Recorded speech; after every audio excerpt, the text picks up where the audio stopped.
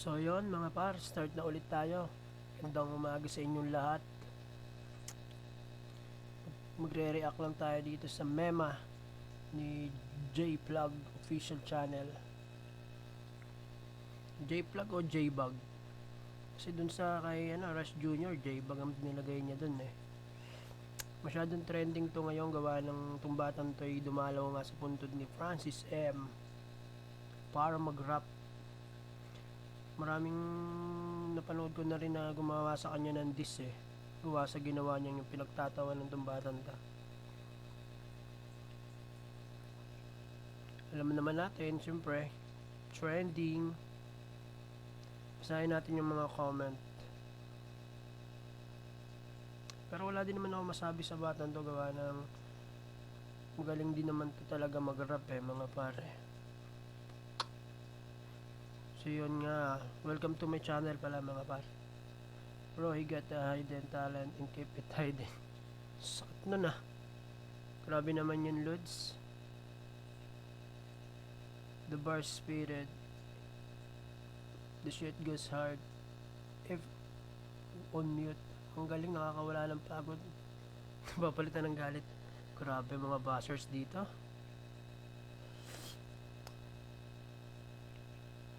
Yun nga. Tapos may nagsabi pa rito, grabe tong anak ni Badang, ang lupit mag-rap. Anak daw ni Badang eh. Sana all. Mas mo na yan. Grabe naman. Pero napapanood ko mga freestyle nito, malupit naman eh. Bakit kaya? Nang dahil ba dun sa pag-rap niya sa puntod ni Francis M? Panoorin na natin to para malaman natin kung anong mga nilalaman ng kanyang bars.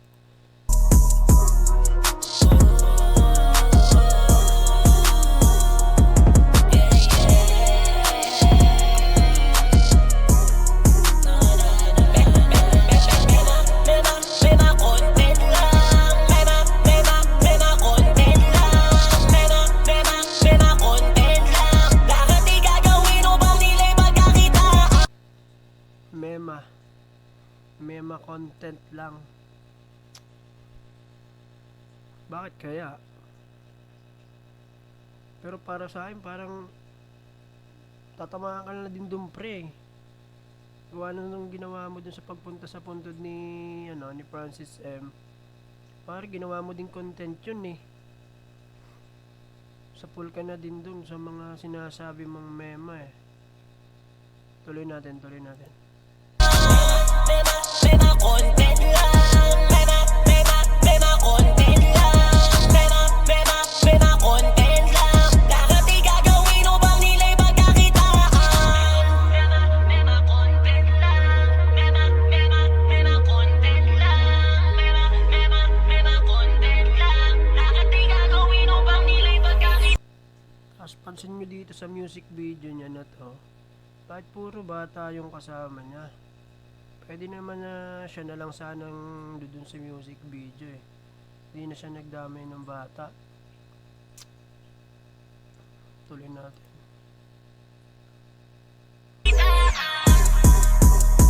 Sasabihin kapit lang sa mabigat na pangalang kailanman hindi ko hinangad. Gumawa ng pangalan. Sabi kapit lang sa mabigat. Sabi niya dun sa linyang yon. Pero pare, kung ayaw hindi naman talaga sabit sa mabigat, dapat hindi mo ginawang pumunta dun sa puntod ni Francis M. Kasi alam mo naman ang tao ngayon na kasi alam mong iisipin kasi ng iba doon, porket alam mong patok na patok yung pangalan niya ngayon, syempre ang iisipin ng tao, ipapapansin ka din. Kasi alam mong putok na putok yung pangalan niya, talagang lalabas ka. Anong iisipin ng mga tao dun eh. Sarili kong galaw upang mapansin ang mga tao sa aking pagbitaw. Sumasabay sa issue yan ang kanilang sinasabi. Di lang nila alam ang totoo na nangyari. Pinapalala ng mga taong Hindi naman nila pinalala yung nangyari par. Ikaw nga yung nagpalala nun eh. Ulitin natin yung linya yung yun.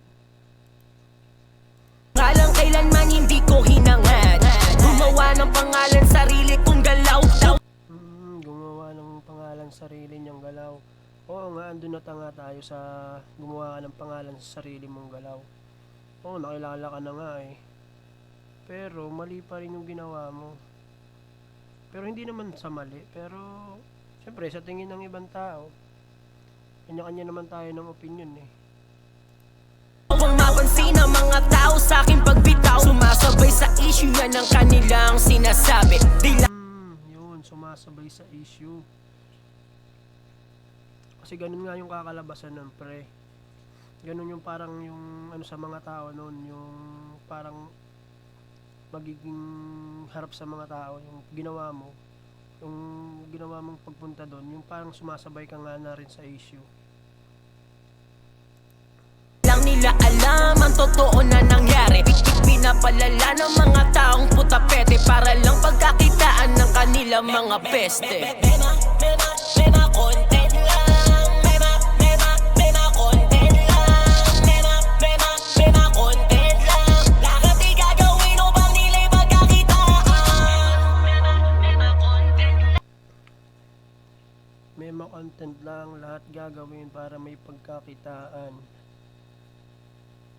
Sa sinabi mo yung pre, pwede ka na rin tamaan dun eh. Kasi ginawa mo rin content yung pagpunta mo dun. Diba? Kung pumunta ka sana dun na hindi ka na lang nag-video, di sana eh. Hindi ka ibabash ng mga tao. Pero decision mo yun, nagawa mo na eh. Mema content lang. Mema content lang. Lahat ay gagawin upang nila'y pagkakitaan. Di ako natutuwa sa pagka-trending ko. Di ko para babuin ang aking iniidolo. Lakas ng mga tama ng mga kumag na to. Kaya ginawang ko na di na para magloko. Ras Junior, Nico David pat. Si Ras Junior. Yun nga yun, si Ras yung makulit. Tapos si Nico David.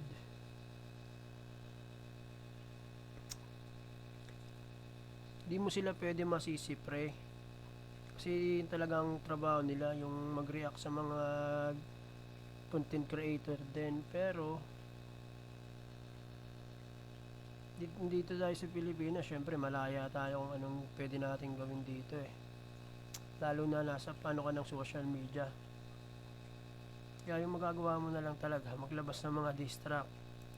Di na rin to komi. Wala namang masama sa aking mga sinasabi. Puro kayo ganto ganyan. Wala na ba kayong makain? Wala nang pera kaya gumawa.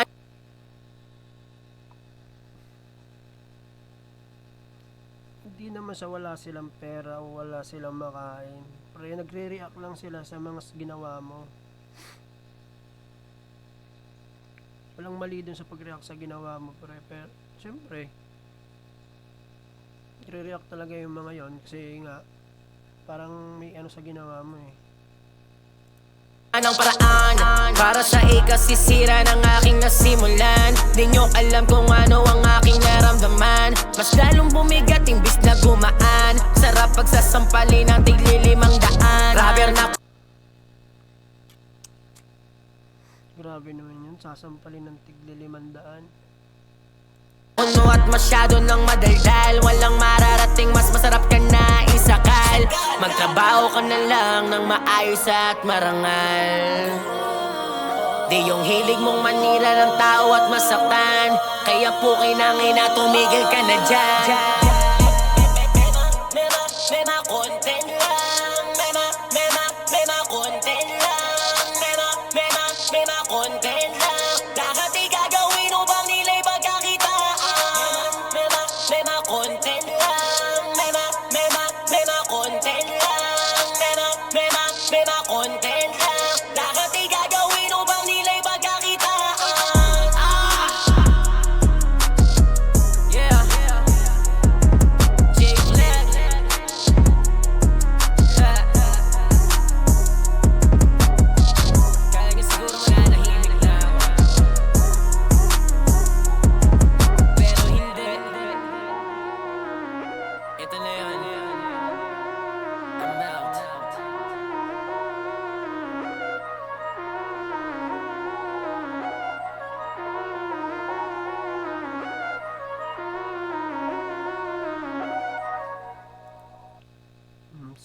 Dun yun lang yun mga par, mema content lang. Wala kang magagawa dun par eh. Yun na lang talaga yun eh. So hanggang dun lang pala nga yung video na to. Kala ko sobrang haba. May mga binanggit nag-drop name nga siya dito. Wala akong magagawa sa mga yun pre. Talagang iaano ka ng mga yun dahil sa ginawa mo. May right sila dun eh. Kasi nga, pero yun, doon na yung talent mo eh. Sana gumawa ka na lang ng iba. Yung ginagawa mo, pinapatuloy mo na lang. Pero, syempre, nasa din naman yung paggawa ng mga content na gusto mo. Pilipinas tayo, malaya tayo kung anong dapat natin gawin eh.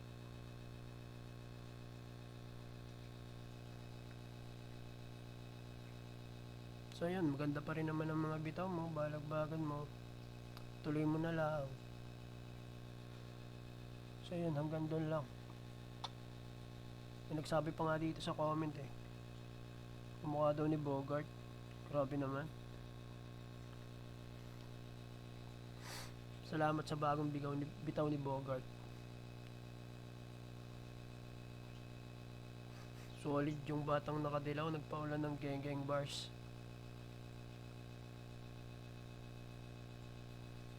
So yun lang mga par. Yun lang masasabi natin dito kay J-Vlog. Don't forget to like and subscribe. Like and share and follow my YouTube channel. Maraming salamat. Comment down below.